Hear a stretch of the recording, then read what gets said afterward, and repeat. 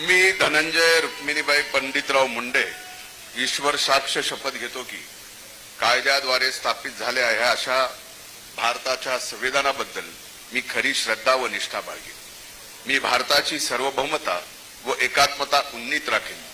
मी महाराष्ट्र राज्याचा मंत्री म्हणून माझे कामे निष्ठापूर्वक सत्सद्विवेक बुद्धीने पार पाडीन आणि संविधान व कायदा यानुसार सर्व तऱ्हेच्या लोकांना मी निर्भयपणे व निपक्षपातीपणे तसेच कोणाच्याही विषयी ममत्व भाव किंवा आकस न बाळगता न्याय वागणूक देईन। मी धनंजय रुक्मिणीबाई पंडितराव मुंडे ईश्वर साक्ष शपथ घेतो की महाराष्ट्र राज्याचा मंत्री म्हणून माझ्या विचारार्थ आणली जाईल किंवा मला ज्ञात होईल अशी कोणतीही बाब असा मंत्री म्हणून माझी कामे यथायोग्य पार पाडण्यासाठी आवश्यक असेल ते खेरीज करून एरवी मी कोणत्याही व्यक्तीला किंवा व्यक्तींना प्रत्यक्षपणे व अप्रत्यक्षपणे कळवणार नाही किंवा त्यांच्याकडे उघड करणार नाही। जय हिंद, जय महाराष्ट्र।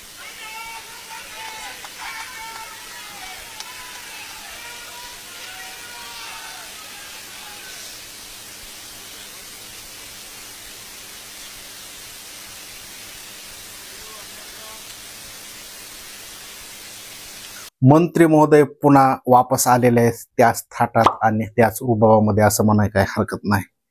काकांचे बोट धरून राजकारणात आले होते, बहिणीकडून पराभव झाला, आता भाजपच्याच मतदारसंघावर ताबा केला। जाणून घेऊया धनंजय मुंडे यांचा राजकीय प्रवास। धनंजय मुंडे यांनी याच विधानसभामध्ये त्यांच्या विरोधामध्ये जे उभा राहिले होते राजेसाहेब देशमुख यांचा पराभव 1,40,000 मतांनी केलेला आहे आणि महाराष्ट्रामध्ये सर्वात एक नंबरला ते सुद्धा टॉपर म्हणाय सुद्धा हरकत नाही। धनंजय मुंडे यांच्याकडे अगोदरच्या मंत्रिमंडळामध्ये कृषी मंत्रिपद होतं, तर ते अगोदर ते विरोधी पक्ष नेता सुद्धा राहिलेले आहेत। देवेंद्र फडणवीस यांच्या मंत्रिमंडळात धनंजय मुंडे यांना स्थान मिळाले आहे। राष्ट्रवादी काँग्रेसकडून धनंजय मुंडे यांनी मंत्रिपदाची शपथ घेतली। नागपूर येथे हा शपथविधी सोहळा पार पडला। धनंजय मुंडे आपल्या काकाचे बोट धरून राजकारणात आले होते। ते काका म्हणजे स्वर्गीय लोकनेते गोपीनाथराव मुंडे। राष्ट्रवादी काँग्रेस अध्यक्ष अजित पवार यांनी त्यांना दुसऱ्यांदा मंत्रिपदाची संधी दिलेली आहे। राष्ट्रवादी काँग्रेसचे विद्यमान आमदार धनंजय मुंडे परळी विधानसभा मतदारसंघातून निवडून आले। धनंजय मुंडे काका गोपीनाथ मुंडे यांचा हात धरून राजकारणात आले होते। 2009 मध्ये त्यांच्या जागी पंकजा मुंडे यांना उमेदवारी दिल्याने धनंजय मुंडे यांच्या मनात रोष होता। 2014 मध्ये त्यांनी भाजपला राम राम करत आपल्या काकांचा हात सोडून राष्ट्रवादी काँग्रेसमध्ये प्रवेश केला। 2019च्या निवडणुकीत धनंजय मुंडे यांनी बहीण पंकजा मुंडे यांच्या विरोधात परळी विधानसभा मतदारसंघातून निवडणूक लढवली आणि विजय मिळवत काका गोपीनाथ मुंडे यांची सत्ता संपवली। परळी विधानसभा मतदारसंघ अस्तित्वात आल्यानंतर गोपीनाथ मुंडे यांच्या कन्या पंकजा मुंडे या सलग 2 वेळा आमदार म्हणून निवडून आल्या। भाजप येथे सातत्याने विजय होत राहिला। धनंजय मुंडे यांनी 2019 मध्ये भाजपची विजयाची घोडदौड रोखली। धनंजय मुंडे यांचा परिचय द्यायचा झाला तर धनंजय मुंडे यांचा जन्म 15 जुलै 1975 रोजी बीड जिल्ह्यातील परळी येथे एका वंजारी कुटुंबात झाला। मुंडे यांच्या आईचे नाव रुक्मिणी मुंडे असं आहे, तर धनंजय मुंडे यांचा विवाह राज्यश्री मुंडे यांच्याशी झाला आहे। त्यांचे प्राथमिक शिक्षण हे परळी आणि बीड येथे झाले आहे। त्यांनी पुढील शिक्षण डॉक्टर बाबासाहेब आंबेडकर मराठवाडा विद्यापीठ औरंगाबाद येथून घेतले होते।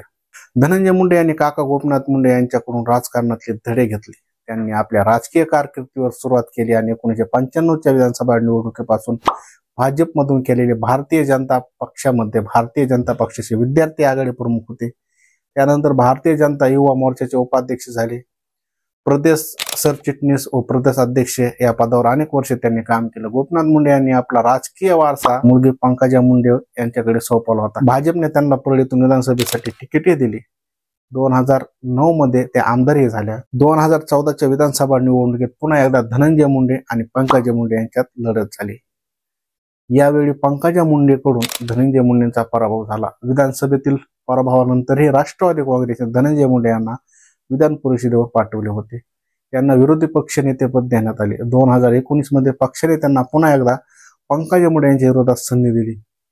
यावेळी त्यांनी पंकजा यांच्या 30,000 मतांनी पराभव करून 2024च्या पराभवाचा बदला घेतला। 2019 मध्ये महाराष्ट्रात महाविकास आघाडीचे सरकार स्थापन झाले। धनंजय मुंडे यांच्याकडे सामाजिक न्याय विभागाची जबाबदारी देण्यात आली। जुलै 2023 मध्ये अजित पवार यांनी बंडखोरी केली. त्यांनी शरद पवार यांना सोडून भाजप शिवसेनेसोबत जाण्याचा निर्णय घेतला. अशा स्थितीत धनंजय मुंडे यांनी अजित पवारांसोबत जाण्याचा निर्णय घेतला. महायुतीच्या सरकारमध्ये त्यांना कृषी मंत्री पद देण्यात आलं. धनंजय मुंडे यांनी 2024च्या लोकसभा निवडणुकीपूर्वी पंकजा मुंडे यांच्याशी असलेले मतभेद मिटवले. लोकसभा निवडणुकीत त्यांनी भाजपच्या उमेदवार आणि बहिणी पंकजा मुंडे यांच्यासाठी बीड लोकसभा मतदारसंघात पूर्ण ताकदीशी प्रचार केला, पण पंकजा यांना पराभवाचा सामना करावा लागला. लोकसभेतील पराभवानंतर पंकजा मुंडे विधान परिषदेवर निवडून आले आहेत, तर धनंजय मुंडे परळी विधानसभा मतदारसंघातून आमदार झाले आहेत.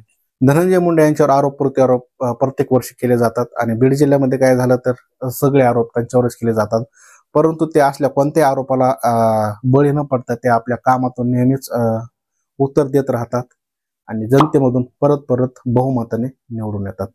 तर असे होते आजचे डॅशिंग मंत्री महोदय धनंजय मुंडे.